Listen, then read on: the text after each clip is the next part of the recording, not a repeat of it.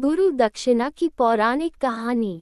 एक बार राक्षस राज रावण कैलाश पर्वत पर महादेव जी की आराधना करने लगा। वहां महादेव जी को प्रसन्न न होते देख वह हिमालय के वृक्ष खंडक नामक दक्षिण भाग में जाकर तपस्या में लीन हो गया। वहां भी जब उसने शिवजी को प्रसन्न होते नहीं देखा, तब वह अपना मस्तक काटकर शिवलिंग पर जाने लगा। 9 मस्तक काट कर चढ़ा देने के बाद जब एक मस्तक बचा, तब शंकर जी प्रसन्न हो गए और बोले, राक्षस राज, अभिष्ट वर मांगो। रावण ने कहा, भगवान, मुझे अतुल बल दे और मेरे मस्तक पूर्ववत हो जाएं। भगवान शंकर ने उसकी अभिलाषा पूर्ण की। इस वर की प्राप्ति से देवगण और ऋषिगण बहुत दुखी हुए। उन्होंने नारद जी से पूछा, नारद जी, इस दुष्ट रावण से हम लोगों की रक्षा किस प्रकार होगी? नारद जी ने कहा, आप लोग जाएं, मैं इसका उपाय करता हूँ।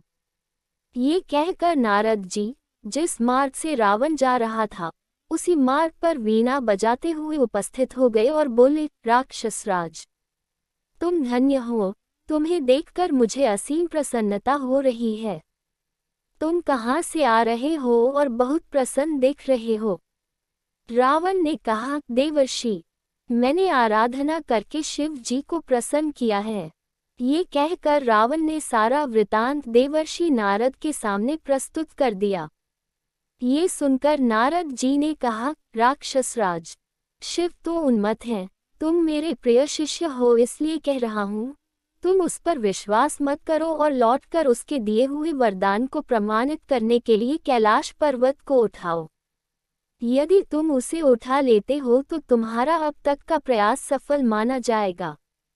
अभिमानी रावण देवर्षि नारद की बातों में आ गया और लौटकर कैलाश पर्वत उठाने लगा। ऐसी स्थिति देखकर शिव जी ने कहा, यह क्या हो रहा है? तब पार्वती जी ने हंसते हुए कहा, आपका शिष्य आपको गुरु दक्षिणा दे रहा है। जो हो रहा है वह ठीक ही है। यह अभिमानी रावण का कार्य है। ऐसा जानकर शिव जी ने उसे शाप देते हुए कहा, अरे दुष्ट, शीघ्र ही तुम्हें मारने वाला उत्पन्न होगा। ये सुनकर नारद जी वीणा बजाते हुए चल दिए और रावण भी कैलाश पर्वत को वहीं रखकर विश्वस्त होकर चला गया।